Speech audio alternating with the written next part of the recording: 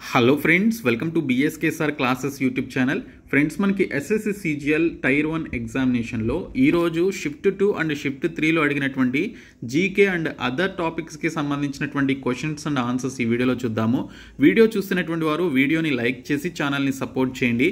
ఈ వీడియోకి ఒక 1000 లైక్స్ అయితే ఎక్స్పెక్ట్ చేస్తున్నాను. సో ప్రతి ఒక్కరు కూడా లైక్ చేసి మీ ఫ్రెండ్స్కి షేర్ చేయండి.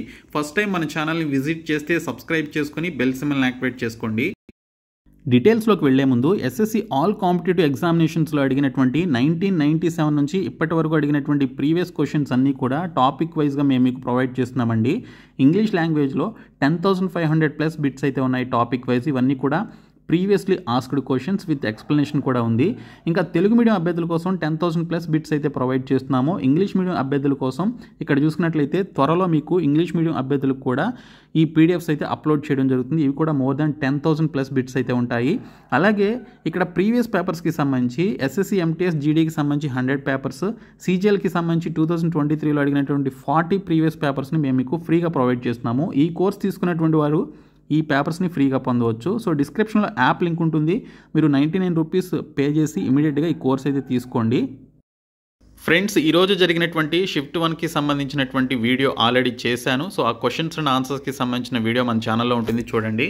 అలాగే ఈరోజు జరిగినటువంటి 3 షిఫ్ట్స్కి సంబంధించిన క్వశ్చన్స్ అండ్ ఆన్సర్స్కి సంబంధించినటువంటి పీడిఎఫ్ని నేను ఆల్రెడీ ప్రొవైడ్ చేసినటువంటి 99 రూపీస్కి సంబంధించిన కోర్సులో పెట్టాను.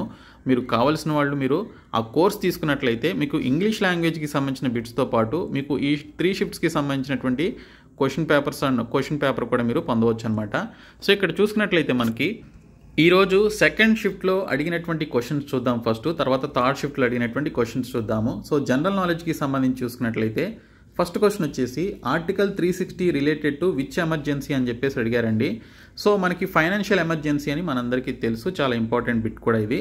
అయితే మనకి ఇండియన్ కాన్స్టిట్యూషన్లో మనకి 3 ఎమర్జెన్సీకి సంబంధించిన ఆర్టికల్స్ అయితే ఉన్నాయి. చాలా చాలా ఇంపార్టెంట్ ఆర్టికల్స్ ఇవి. ఇందులో ఫస్ట్ వన్ వచ్చేసి ఆర్టికల్ 352 అండి. ఇది నేషనల్ ఎమర్జెన్సీ టైంలో ఈ ఆర్టికల్ 352ని మనకి ఇంప్లిమెంట్ చేస్తారు. సో నేషనల్ ఎమర్జెన్సీ టైంలో ఇంప్లిమెంట్ చేసే ఆర్టికల్ వచ్చేసి ఆర్టికల్ 352 అనమాట. ఇంకా మనకి presidents rule or state emergency టైంలో ప్రెసిడెంట్ రూల్ ఎప్పుడైతే ఇంప్లిమెంట్ చేస్తారో ఆ టైంలో మనకి ఆర్టికల్ 356ని ఇంప్లిమెంట్ చేయడం జరుగుతుంది. ఇంకా ఫైనాన్షియల్ ఎమర్జెన్సీ టైంలో ఆర్థిక ఇబ్బందులు ఉన్నప్పుడు ఎప్పుడైనా ఫైనాన్షియల్ ఎమర్జెన్సీని ఇంప్లిమెంట్ చేయాలి అంటే ఆర్టికల్ 360ని ఇంప్లిమెంట్ చేయడం జరుగుతుంది. సో మనకు ఉన్నటువంటి 3 ఇంపార్టెంట్ ఎమర్జెన్సీస్కి సంబంధించినటువంటి ఆర్టికల్స్లో ఈరోజు మనకి సెకండ్ షిఫ్ట్లో ఆర్టికల్ 360 గురించి అడిగారు. సో మిగిలినటువంటి ఈ ఆర్టికల్స్ గురించి కూడా మీరు గుర్తుపెట్టుకోండి, నెక్స్ట్ షిఫ్ట్లో అడగడానికి కూడా అవకాశం అయితే ఉంది. తర్వాత మనకి గ్రీన్ రెవల్యూషన్ రిలేటెడ్ క్వశ్చన్ అయితే వచ్చిందండి. సో ఫర్ ఎగ్జాంపుల్కి ఇక్కడ గ్రీన్ రెవల్యూషన్ అనేది మనకి ఇండియాలో 1965 నుంచి 1968 మధ్యన ఇంప్లిమెంట్ చేశారు. 1965లో స్టార్ట్ చేయడం జరిగింది. The green revolution is refer to as a period when Indian agriculture was converted into an industrial system due to the adoption of modern methods and technologies అని చెప్పేసి ఇక్కడ డీటెయిల్స్లో ఇచ్చారు. సో దీనికి సంబంధించి father of green revolution ఎవరని చెప్పేసి కూడా అడగొచ్చండి. Father of green revolution ఎవరు మీ అందరికీ తెలుసు, ఎంఎస్ స్వామినాథన్ అనమాట. ఎంఎస్ స్వామినాథన్ గారిని ఇండియాకి సంబంధించి ఫాదర్ ఆఫ్ గ్రీన్ రెవల్యూషన్ అని చెప్పేసి అంటారు. తర్వాత ఇక్కడ చూసుకున్నట్లయితే Gagan Narang own Olympic bronze in 2012 in which event అని చెప్పేసి అడిగారండి. సో దీనికి సంబంధించి చూసుకుంటే షూటింగ్ ఈవెంట్లో మనకి గగన్ నారంగ్ 2012 మనకి ఎక్కడైతే లండన్లో జరిగినటువంటి ఒలింపిక్స్ ఏవైతే ఉన్నాయో సో ఆ ఒలింపిక్స్లో అతను బ్రాంజ్ మెడల్ని అయితే సాధించడం జరిగింది షూటింగ్ ఈవెంట్లో. సో ఇక్కడ చూసుకుంటే he won the bronze medal in the men's 10 meters air rifle event at the 2012 summer Olympics in London అని చెప్పేసి ఇక్కడ మనకి ఎక్స్ప్లెనేషన్ ఉంది. ఇంకా నెక్స్ట్ క్వశ్చన్ వచ్చేసి the first match of women's premier league 2023 was played at అని చెప్పేసి అడిగారు. సో మనకి ఉమెన్స్ ప్రీమియర్ లీగ్ WPL ఏదైతే ఉందో సో ఈ WPLని ఎప్పుడు ఏ లొకేషన్లో దీనికి సంబంధించి 2023లో ఏ లొకేషన్లో ఫస్ట్ మ్యాచ్ని ప్లే చేశారని చెప్పేసి ఆడారు అని చెప్పేసి అడిగారు. దీనికి సంబంధించి DY పాటిల్ స్టేడియం ముంబై లొకేషన్లో ఫస్ట్ మ్యాచ్ అయితే ఆడారండి. So Mumbai Indians won the match and the title by defeating Delhi Capitals by 7 wickets అని. సో దీనికి సంబంధించి మనకి ఈ విధంగా కూడా అడగొచ్చు question, Women's premier league 2023 winner ఎవరు అని చెప్పేసి కూడా అడగొచ్చు. ముంబై ఇండియన్స్ ఢిల్లీ క్యాపిటల్స్ మీద 7 వికెట్స్ తేడాతో గెలిచిందండి. సో ముంబై ఇండియన్స్ విన్నర్ అనమాట. ఇంకా నెక్స్ట్ క్వశ్చన్ వచ్చేసి డోబ్ ఇన్ ఇండియన్ జాగ్రఫీ ఏంటి అని చెప్పేసి అడిగారు. అసలు డోబ్ అంటే ఏంటంటే చూస్తే a doab is the point of separation between 2 rivers అనమాట. సో 2 రివర్స్ని సపరేట్ చేసేటువంటి పర్టికులర్ పాయింట్ని ఏమంటారు అంటే డోబ్ అని చెప్పేసి అంటారు. సో గంగా యమున అని దీనికి సంబంధించి ఇండియన్ జాగ్రఫీలో డోబ్ అని చెప్పేసి అంటారు అనమాట, ఆ రెండు సపరేట్ అయ్యేటువంటి ప్రాంతాన్ని. తర్వాత మనకి మరో క్వశ్చన్ వచ్చేసి Allauddin Khilji started his south conquest from అని చెప్పేసి ఒక క్వశ్చన్ అయితే అడిగారు. సౌత్ కాంక్వెస్ట్ నుంచి. సో దీనికి సంబంధించి తన యొక్క విజయాలను ఎక్కడి నుంచి మొదలు పెట్టాడని చూస్తే 1296లో దేవగిరి నుంచి తన యొక్క సౌత్ కాంక్వెస్ట్ అయితే అతను స్టార్ట్ చేయడం జరిగింది అల్లావుద్దీన్ ఖిల్జీ. నెక్స్ట్ క్వశ్చన్ వచ్చేసి ఎలక్ట్రిక్ కరెంట్ ఫ్లో డైరెక్షన్ అని చెప్పేసి అడిగారండి. అది పాజిటివ్ నుంచి నెగిటివ్గా లేకపోతే నెగిటివ్ నుంచి పాజిటివ్కి ఫ్లో అవుతుందా కరెంట్ డైరెక్షన్ అనేది అడగడం జరిగింది. సో ఇక్కడ చూసుకుంటే from positive to negative side current అనేది ఫ్లో అవుతుందండి ఎప్పుడు కూడాను. Okay, the direction of electric current flow in a circuit is from the positive terminal to the negative terminal of A battery అనమాట. సో బ్యాటరీ ఉందనుకుంటే మనకి బ్యాటరీలో ఒకవైపు positive ఉంటుంది, మరొక వైపు నెగిటివ్ ఉంటుంది. సో పాజిటివ్ నుంచి నెగిటివ్కి వెళ్తుంది ఎప్పుడు కూడా మనకి కరెంట్ ఫ్లో అనేది. కాబట్టి positive direction to negative direction అయితే వెళ్తుందనమాట. తర్వాత committee formed for GST. Okay, committee formed for GST వచ్చేసి విజయ్ కేల్కర్ కమిటీ అండి. విజయ్ కేల్కర్ కమిటీని జిఎస్టీ కోసం ఫామ్ చేశారు. సో జిఎస్టీ అంటే ఏంటి అని చెప్పేసి కూడా అడగొచ్చు. గూడ్స్ అండ్ సర్వీసెస్ ట్యాక్స్ ఇది. సో మనకి ఇప్పుడు ప్రతి దానిపైన కూడా జిఎస్టీ ఉంది కదా, సో ఇది చాలా important, goods and services tax అనమాట. తర్వాత 9th క్వశ్చన్ వచ్చేసి establishment year of SIDBI bank. Okay, small industries development bank of India అని చెప్పేసి అంటాము. ఇది 1990లో లక్నోలో దీని యొక్క హెడ్ క్వార్టర్స్ని ఎస్టాబ్లిష్ చేశారండి. So the small industries development bank of India SIDBI was established on April 2, 1990 by an act of పార్లమెంట్లో ఒక చట్టాన్ని తీసుకొచ్చి సో లక్నోలో ఈ సిడ్బీకి సంబంధించి the small industries development bank of India, SIDBI అంటే ఏంటి అని చెప్పేసి కూడా అడగొచ్చు నెక్స్ట్ షిఫ్ట్లో. కాబట్టి 1990లో లక్నోలో దీని యొక్క హెడ్ క్వార్టర్స్ని ఎస్టాబ్లిష్ చేయడం జరిగింది. అలాగే ఇక్కడ ఎవరు గెస్ట్ చేయనటువంటి క్వశ్చన్ అడిగారండి. మనం ఎప్పుడు కూడా అలాంటి వెయిట్స్ కూడా మనం ఎప్పుడు చూడం. మనం weight of the ball of the table tennis అని చెప్పేసి అడిగారు. సో టేబుల్ టెన్నిస్కి సంబంధించిన బాల్ ఏదైతే ఉంటుందో ఆ బాల్ యొక్క వెయిట్ ఎంత ఉంటుంది అని చెప్పేసి అడిగారు. మినిమం 2.7 grams నుంచి మ్యాక్సిమం 5 grams వరకు ఉంటుందండి. So the official weight of A table tennis ball is 2.7 grams అనమాట, అంటే 0.095 ounces అయితే ఉంటుంది. The balls diameter is 40 millimeters అని చెప్పేసి కూడా ఇక్కడ మీరు గమనించవచ్చు. సో దీనికి సంబంధించినటువంటి మిల్లీమీటర్స్లో చూస్తే 40 millimeters అంటే 1.57 inches అనమాట. సో ఇక్కడ ఇది ఒక వియర్డ్ క్వశ్చన్గా చెప్పుకోవచ్చు. మనం వాటి వెయిట్ ఎవరికి గుర్తుంటుంది చెప్పండి. సో ఈ క్వశ్చన్ అసలు ఎవరైనా ఎక్స్పెక్ట్ చేస్తారా, బట్ ఈ క్వశ్చన్ అడిగారు. తర్వాత ఇక్కడ చూసుకుంటే ఫస్ట్ హైకోర్ట్ ఆఫ్ ఇండియా ఎక్కడ ఎస్టాబ్లిష్ చేశారు అంటే కోల్కతా హైకోర్ట్ July 2, 1862లో ఫస్ట్ హైకోర్ట్ని ఎస్టాబ్లిష్ చేయడం జరిగిందండి. తర్వాత as per the census 2011 women participation in employment వచ్చేసి మనకి 25% అప్రాక్సిమేట్గా ఉందండి. 2011 జనాభా లెక్కల ప్రకారం ఉమెన్కి సంబంధించి వారి యొక్క ఎంప్లాయ్మెంట్ పార్టిసిపేషన్ ఎంత ఉంది అంటే వారి యొక్క ఉపాధి అవకాశం ఎంత ఉందంటే అప్పుడు 25% వరకు ఉంది. తర్వాత the article prescribing the salary and allowances of supreme court జడ్జెస్కి సంబంధించి వాటి యొక్క శాలరీస్ అండ్ అలవెన్సెస్ గురించి చెప్పేటువంటి ఆర్టికల్ ఏంటంటే ఆర్టికల్ 125ని మనం సుప్రీంకోర్ట్ జడ్జెస్కి సంబంధించిన శాలరీస్ అండ్ అలవెన్సెస్ గురించి చెప్తుంది. అది according to Indian constitution Article 125 prescribes the salary and allowances of the Supreme Court judges, stating that their salaries are determined by Parliament through law అనమాట. So పార్లమెంట్లో ఉండేటువంటి చట్టం ప్రకారం వారి యొక్క శాలరీస్ అలవెన్సెస్ అన్నీ కూడా డిటర్మిన్ చేస్తారు, నిర్ణయిస్తారు. తర్వాత మహారాజా మహేంద్ర ప్రతాప్ సింగ్ యూనివర్సిటీ ఎక్కడ ఉంది? మహారాజా మహేంద్ర ప్రతాప్ సింగ్ యూనివర్సిటీ ఎక్కడ ఉందంటే ఉత్తరప్రదేశ్లోని అలీగర్లో ఉందండి. ఉత్తరప్రదేశ్లోని అలీగర్లో ఉంది. నెక్స్ట్ క్వశ్చన్ వచ్చేసి Lata Dinanath Mangeshkar award was first given to. Okay, Lata Mangeshkar అంటాం కదా, so Lata Dinanath Mangeshkar award first given to అని చెప్పేసి అడిగారు. సో ఫస్ట్ నరేంద్ర మోడీకి ఇచ్చారనమాట లతా మంగేష్కర్ అవార్డు. సో దీనికి సంబంధించిన ఇన్ఫర్మేషన్ చూస్తే the award known as the Lata Dinanath Mangeshkar Puraskar is given every year to an individual who has made a path breaking contribution towards the nation, its people and society. Prime Minister Narendra Modi was its first recipient, followed by ASHA Bhosle in 2023. Okay, first వచ్చేసి నరేంద్ర మోడీ అయితే, ఈయన తర్వాత ఆశా భోన్స్లేకి మనకి 2023లో ఆవిడకి second person కింద ఈ Lata Mangeshkar award అయితే ఇవ్వడం జరిగింది. ఫస్ట్ తీసుకున్నటువంటి వ్యక్తి వచ్చేసి నరేంద్ర మోడీ గారు. తర్వాత 16th క్వశ్చన్ వచ్చేసి in which state the sun is worshipped during which festival అని చెప్పేసి అడిగారు. మార్నింగ్ ఫస్ట్ షిఫ్ట్లో కూడా మనకు ఒక ఫెస్టివల్ గురించి అడగడం జరిగిందండి. సో ఇప్పుడు మనకి ఈ ఫెస్టివల్ గురించి అడిగారు. సో దీనికి సంబంధించి సూర్యుడిని పూజించేటువంటి ఫెస్టివల్ ఏ రాష్ట్రంలో జరుపుకుంటారని చెప్పేసి అడిగారు. ఛత్ ఫెస్టివల్ అని చెప్పేసి అంటారు, ఇది బీహార్లో జరుపుకుంటారు. Chhath Puja is a Hindu festival primarily celebrated in Bihar where devotees worship the sun god Surya, offering prayers to both the rising and setting sun. ఉదయిస్తున్న సూర్యుడికి అలాగే అస్తమిస్తున్నటువంటి సూర్యుడికి వాళ్ళు ప్రేయర్స్ చేస్తూ వాళ్ళు ఆ దేవుడిని సూర్యదేవుడిని పూజిస్తారు. అది ఎక్కడ అంటే బీహార్లో అనమాట. దాన్ని ఛత్ ఫెస్టివల్ అని చెప్పేసి అంటారు. తర్వాత మనకి నెక్స్ట్ క్వశ్చన్ వచ్చేసి ఓల్డ్ ఏజ్ పెన్షన్ స్కీమ్ గురించి ఒక క్వశ్చన్ అడిగారు. తర్వాత లాటిట్యూడ్ అండ్ లాంగిట్యూడ్కి సంబంధించినటువంటి క్వశ్చన్ అయితే వచ్చింది. తర్వాత loo winds flow from which direction అని చెప్పేసి అడిగారు. సో లూ విండ్స్ అని చెప్పేసి అంటారు. సో అవి చూసుకున్నట్లయితే మనకి వెస్ట్ టు ఈస్ట్ డైరెక్షన్లో ఫ్లో అవుతాయి అన్నమాట. సో వెస్ట్ నుంచి ఈస్ట్ డైరెక్షన్లో మనకి ఫ్లో కావడం జరుగుతుంది.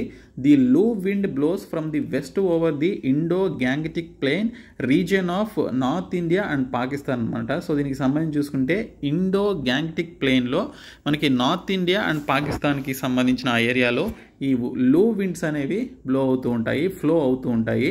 సో దీనికి సంబంధించి ఈ విధంగా ఉంది. తర్వాత చాళుక్య డైనస్టీకి సంబంధించి మరొక క్వశ్చన్ వచ్చిందండి. సో డైనస్టీస్ నుంచి మనకి క్వశ్చన్స్ వస్తున్నాయి.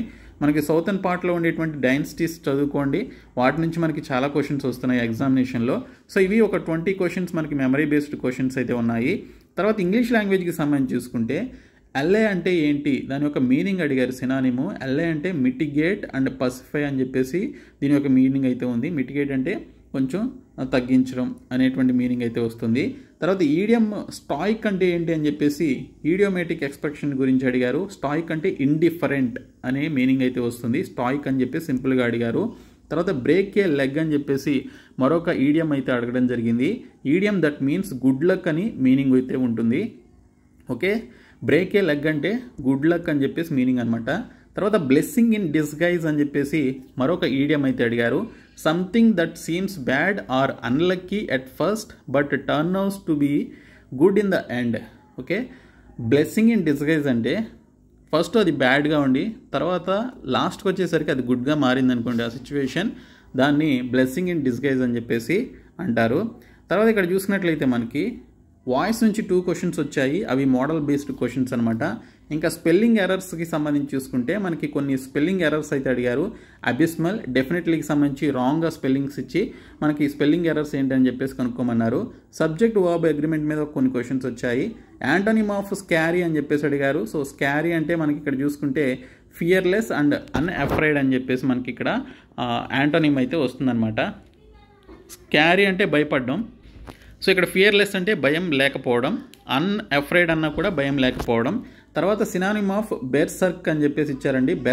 బెర్సర్క్ అంటే క్రేజీ అని చెప్పేసి మనకి మీనింగ్ అయితే ఉంటుంది. క్రేజీ అంటే బాగా పిచ్చి పట్టిన. ఓకే, సో ఈ విధంగా మనకి క్వశ్చన్స్ అయితే వచ్చాయి.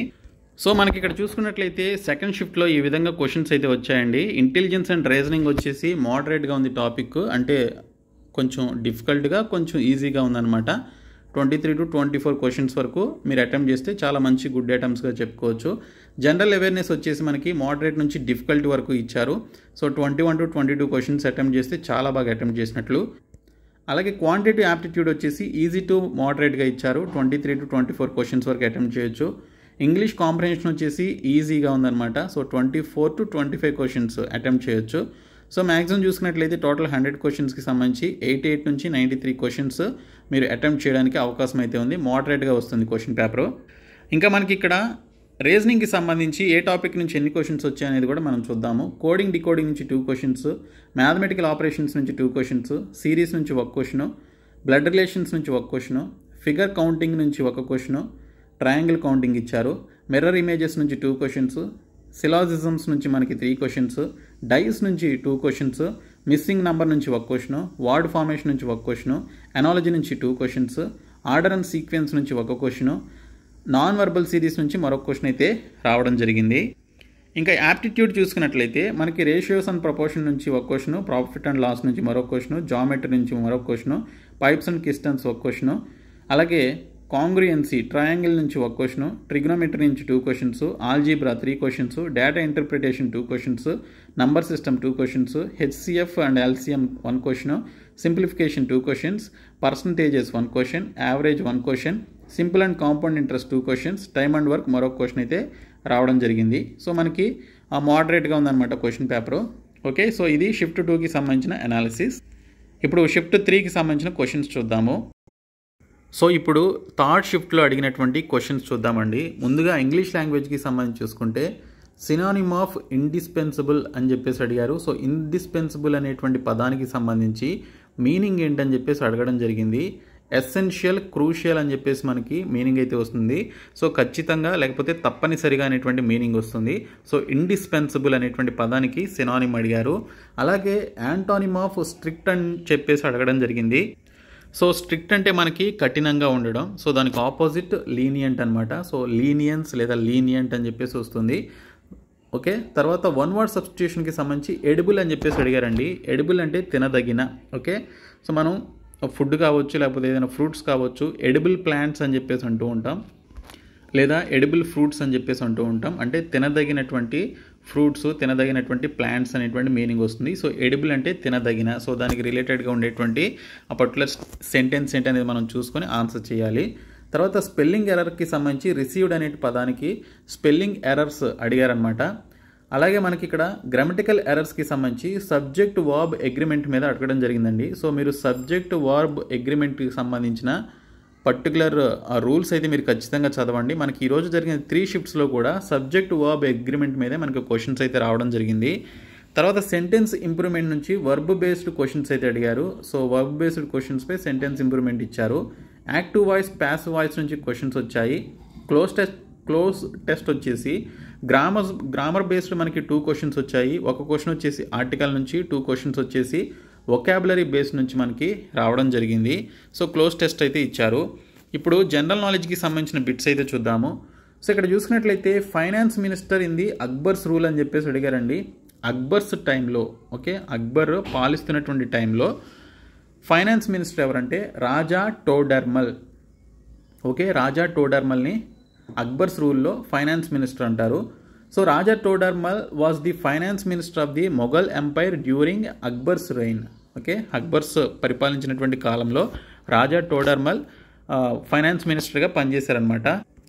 నెక్స్ట్ క్వశ్చన్ వచ్చేసి smallest Ramsar site in India ఎక్కడ ఉంది అని చెప్పేసి అడిగారండి. స్మాలెస్ట్ రామ్సార్ సైట్, మనకి రామ్సార్ సైట్స్ ఉన్నాయి, అలాగే రామ్సార్ సైట్స్తో పాటు యునెస్కో హెరిటేజ్ సైట్స్ ఉన్నాయండి. సో యునెస్కో హెరిటేజ్ సైట్స్ ఇవి 2 కూడా మీరు ఖచ్చితంగా చదువుకొని వెళ్ళండి. వీటి నుంచి ఖచ్చితంగా ఈ రామ్సార్ సైట్ నుంచి కానీ లేకపోతే యునెస్కో సైట్స్ నుంచి కానీ మనకు ఖచ్చితంగా క్వశ్చన్స్ అయితే అడుగుతున్నాడు. సో రామ్సార్ సైట్ గురించి అడిగాడు. సో మనకి స్మాలెస్ట్ రామ్సార్ సైట్ వచ్చేసి రేణుకా అనేటువంటి రామ్సార్ సైట్, ఇది మనకి హిమాచల్ ప్రదేశ్లో ఉంది. ఇంకా Renuka wetland in Himachal Pradesh is the smallest Ramsar site in India, covering an area of 0.2 square kilometres. Just 0.2 square kilometres ఉన్నటువంటి సైట్ అనమాట. ఇది రేణుకా సైట్ అంటారు, హిమాచల్ ప్రదేశ్లో ఉంది. తర్వాత ఆర్టికల్ 77 గురించి అడిగారండి. సో ఇది ప్రెసిడెంట్ ఆఫ్ ఇండియాకి సంబంధించి, ఆ ప్రెసిడెంట్ ఆఫ్ ఇండియా కింద ఉండేటువంటి వర్క్స్కి సంబంధించినటువంటి ఆర్టికల్ అనమాట. సో ఆర్టికల్స్ నుంచి మనకి చాలా క్వశ్చన్స్ అయితే వస్తున్నాయి. Article 77 of 3 of the constitution of India states that the president of India is responsible for making rules for the following అని చెప్పేసి ఇచ్చారు. The more convenient transaction of the government of India's business, the allocation of the business among ministers అనేటువంటి works అన్ని కూడా మనకి article 77(3) అయితే చెప్తుంది. అలాగే మనకి ఇక్కడ ఫ్రీడమ్ టు రిలీజియన్ లేదా రిలీజియన్కి సంబంధించి ఉన్నటువంటి ఫ్రీడమ్ గురించి చెప్పేటువంటి ఆర్టికల్ గురించి అడిగారు. ఆర్టికల్ 25 గురించి అడగడం జరిగింది. Article 25 of the Indian constitution guarantees freedom of religion to all citizens subject to certain restrictions. కొన్ని కండిషన్స్ పెడుతూ ఇండియాలో ఉన్నటువంటి ప్రతి సిటిజన్ కూడా ఫ్రీడమ్ ఆఫ్ రిలీజియన్ ఉంటుందని చెప్తుందనమాట ఆర్టికల్ 25 అనేది. కాబట్టి ఆర్టికల్ 25 గురించి అడిగారు. తర్వాత నువఖాయ్ ఫెస్టివల్ ఎక్కడ జరుపుకుంటారు అంటే ఒరిస్సా స్టేట్లో జరుపుకుంటారు. సో ఇక్కడ చూసుకుంటే Nuakhai is a harvest festival. Okay, harvest festival celebrated in Odisha India to mark the arrival of the new rice crop. Okay, కొత్తగా వచ్చినటువంటి పంట వచ్చిన సందర్భంగా ఒరిస్సా స్టేట్లో నువఖాయ్ అనేటువంటి ఫెస్టివల్ని జరుపుకుంటారు. ఓకే, సో ఇది ఒరిస్సాలో జరిగేటువంటి ఫెస్టివల్ అనమాట. మనకి సెకండ్ షిఫ్ట్లో ఏమడిగాడు అంటే సూర్యదేవుని పూజించేటువంటి ఫెస్టివల్ ఛత్ ఫెస్టివల్ గురించి అడిగారు. ఫస్ట్ షిఫ్ట్లో మరొక ఫెస్టివల్ గురించి అడిగారు. ఈ 3 షిఫ్ట్స్లో అడిగినటువంటి పీడిఎఫ్ని 99 రూపీస్కి సంబంధించినటువంటి పర్టికులర్ కోర్సులో పెడతాను, మీరు తీసుకుంటే మీరు పొందవచ్చు. తర్వాత ఇక్కడ చూసుకున్నట్లయితే youngest musician who received Padma Bhushan in 2002. Okay, youngest musician అనమాట ఆయన. జాకిర్ హుస్సేన్కి తబలాకి సంబంధించినటువంటి ప్లేయర్ ఆయన. సో ఆయనకి 2002లో మనకి పద్మభూషణ్ అయితే ఆయనకి రావడం జరిగింది. ఓకే, పద్మభూషణ్ అనమాట, 3rd హైయెస్ట్ అవార్డుగా చెప్పుకోవచ్చు. మనకి మార్నింగ్ ఏమో ఫస్ట్ మనకి భారతరత్న పొందినటువంటి పర్టికులర్ సింగర్ ఎవరు అని చెప్పేసి అడిగారు. 2001లో వచ్చిందనమాట. సో ఆ క్వశ్చన్కి సంబంధించి అడిగారు. ఇప్పుడేమో జాకిర్ హుస్సేన్ గురించి అడగడం జరిగింది. 2002లో వచ్చింది. అది ఎవరికి అంటే ఇది వచ్చింది పద్మభూషణ్. ఓకే, భారతరత్న కాదు. సో ఫస్ట్ వచ్చేసి మనకి ఫస్ట్ సివిలియన్ అవార్డు వచ్చేసి highest civilian award. Okay, Bharat Ratna. తర్వాత పద్మవిభూషణ్ తర్వాత పద్మభూషణ్ అనమాట 3rd వన్. తర్వాత పద్మశ్రీ వస్తుంది. ఓకే, ఇవి ఈ 4 టాప్లో ఉంటాయి. తర్వాత డెఫినేషన్ ఆఫ్ లూ. మార్నింగ్ ఏమో లూ విండ్స్ ఎక్కడ వీస్తాయి అని చెప్పేసి అడిగాడండి. సో ఇక్కడ మనకి 3rd షిఫ్ట్లోనేమో డెఫినేషన్ ఆఫ్ లూ అంటే ఏంటి అని చెప్పేసి అడిగారు. లూ అంటే the loo is a strong dusty gusty hot and dry summer wind from the west which blows over the Indo Gangetic plain region of north India. North ఇండియాలో వీచేటువంటి ఒక విండ్ అండి అది, దాన్ని లూ అని చెప్పేసి అంటారు. సో లూ విండ్స్ ఎక్కడ వేస్తాయి అని చెప్పేసి సెకండ్ షిఫ్ట్లో అడిగితే 3rd షిఫ్ట్లో అసలు లూ అంటే ఏంటి అని చెప్పేసి అడిగాడండి. ఓకే, తర్వాత 8th క్వశ్చన్ వచ్చేసి హూ వ్రోట్ శిల్పాధికారం. ఓకే, శిల్పాధికారం అనేటువంటి పుస్తకం కావచ్చు, లేకపోతే దాన్ని రాసింది ఎవరు అంటే లింగో అడిగల్ అనేటువంటి ఆయన రాశారనమాట. అది ఎవరు ఏంటనే చూస్తే the Tamil poet and prince Ilango Adigal wrote the epic poem Silappatikaram in the 5th to 6th century AD. 5th to 6th century ADలో ఈ శిల్పాధికారం అనేటువంటి ఒక ఎపిక్ పోయంని తమిళ్ పోయెట్ అయినటువంటి ప్రిన్స్ లాంగో అడిగల్. ఓకే, లాంగో అడిగల్ అనేటువంటి ఆయన రాశారు. తర్వాత స్ట్రక్చర్ ఆఫ్ మైటోకాండ్రియా గురించి అడిగారు బయాలజీ నుంచి. Mitochondria have a double membrane structure with 5 distinct parts అనమాట. సో దానికి 5 డిస్టింక్ట్ పార్ట్స్ అయితే ఉంటాయి. సో డబుల్ మెంబ్రెయిన్ స్ట్రక్చర్ అయితే అది కలిగి ఉంటుంది. తర్వాత ఏషియన్ హాకీ ఛాంపియన్షిప్ గురించి అడిగారు. అది ఏ ఇయర్ అనేది కరెక్ట్గా తెలియదు. సో ఏషియన్ హాకీ ఛాంపియన్షిప్ గురించి అడగడం జరిగింది. అలాగే మనకి ఇక్కడ మాస్టర్ మైండ్ ఆఫ్ చిట్టగాంగ్ రాబరీకి సంబంధించిన మాస్టర్ మైండ్ ఎవరంటే సూర్యసేన్ అనమాట. సో ఇక్కడ చూసుకుంటే Surya Sen led a group of 63 young zealous revolutionary in a raid on the Chittagong British armoury. Okay, so Chittagong British armoury మీద సో ఆయన దాడి చేయడం జరిగిందన్నమాట, అంటే రాబరీ చేయడం జరిగిందనమాట. Okay, so Surya Sen. తర్వాత వచ్చేసి మనకి latitude and longitude based questions అయితే వచ్చాయండి. అలాగే 2024 పద్మశ్రీ అవార్డ్స్కి సంబంధించి ఒక క్వశ్చన్ అయితే అడిగారు. ఇంకా ఫార్ములా ఆఫ్ బ్యూటానోయిక్ యాసిడ్ గురించి అడిగారు. సో ఇది కరెక్ట్గా తెలీదు, బట్ ఇదని చెప్పేసి అంటున్నారు స్టూడెంట్స్. సో ఇక్కడ చూసుకుంటే బ్యూటానోయిక్ యాసిడ్ ఒకవేళ ఇదే క్వశ్చన్ అయితే C4H8O2. Okay, C4H8O2 is a chemical compound that is greasy and colourless అనమాట. సో ఇది దీనికి సంబంధించినటువంటి ఫార్ములా అది. అలాగే 5-year ప్లాన్స్కి సంబంధించి మనకి ఫస్ట్ షిఫ్ట్లో అడిగారు, సెకండ్ షిఫ్ట్లో అడిగారు, 3rd షిఫ్ట్లో అడిగారు. గ్రీన్ రెవల్యూషన్ గురించి సెకండ్ షిఫ్ట్లో అడిగారు. అది ఎప్పుడు స్టార్ట్ చేశారు ఏంటి అనేది అడిగారు. సో మీరు గ్రీన్ రెవల్యూషన్ గురించి చదవండి. ఇంకా మనకి వైట్ రెవల్యూషన్ అని, బ్లూ రెవల్యూషన్ అని ఇవన్నీ ఉంటాయి. అవి ఏ ఇయర్లో స్టార్ట్ చేశారు, ఆ రెవల్యూషన్స్ దేనికి సంబంధించిన ఇవన్నీ కూడా గుర్తుపెట్టుకోండి. అలాగే మీరు చదవాల్సినవి వచ్చేసి 5 years ప్లాన్స్. ఓకే, మనకి 1951 నుంచి మనకి 5 years ప్లాన్స్ అయితే స్టార్ట్ అయ్యాయి. ఏ 5 ఇయర్ ప్లాన్లో దేనికి ఎక్కువ నిధులు కేటాయించారనేది మీరు చదువుకోవాలి. ఆ 5 ఇయర్ ప్లాన్స్కి సంబంధించిన ఇయర్స్ మీరు గుర్తుపెట్టుకోవాలి. అండ్ ప్లాన్డ్ హాలిడే అని చెప్పేసి అడిగారనమాట ఫస్ట్ షిఫ్ట్లో. 1966 నుంచి 1969 మధ్య మనకి ఈ 5 ఇయర్ ప్లాన్కి సంబంధించి హాలిడేస్ అయితే ఇచ్చారనమాట. అంటే అప్పుడు ఏదో సమ్ ఇష్యూస్ వల్ల క్రైసిస్ వల్ల ఇంప్లిమెంట్ చేయలేదన్నమాట 5 ఇయర్ ప్లాన్ని. సో దాన్ని హాలిడేగా చెప్తారు. సో ఆ క్వశ్చన్ అడిగారు. ఓకే, సో సెకండ్ షిఫ్ట్లోనేమో గ్రీన్ రెవల్యూషన్ గురించి అడిగారు. సో ఈ విధంగా మనకి క్వశ్చన్స్ అయితే ఒకదాని తర్వాత వాటి రిలేటెడ్ క్వశ్చన్స్ అడుగుతున్నారు. ఫెస్టివల్స్ గురించి ఖచ్చితంగా చదువుకోండి. డ్యాన్స్ ఫామ్స్ గురించి చదవండి. ఫెస్టివల్స్ గురించి మనకు ఒక్కో స్టేట్ నుంచి ఒక్కొక్క ఫెస్టివల్ గురించి అడుగుతున్నారు. ఫెస్టివల్స్ అన్నీ కూడా చదవండి. అవి గుర్తుండు, బట్ కానీ మీరు చదవాల్సిందే తప్పదు. ఒక క్వశ్చన్ అయితే వస్తుంది, 2 మార్క్స్ ఈజీగా మీరు తెచ్చుకోగలుగుతారు. ఓకే, ఇవి 3 షిఫ్ట్స్కి సంబంధించినటువంటి క్వశ్చన్స్. సో ఈ వీడియోని మీ ఫ్రెండ్స్కి షేర్ చేయండి. ఈ పీడిఎఫ్ని నేను 99 రూపీస్కి సంబంధించిన పర్టికులర్ కోర్స్లో ప్రొవైడ్ చేస్తాను. డౌన్లోడ్ చేసుకోండి. Thank you.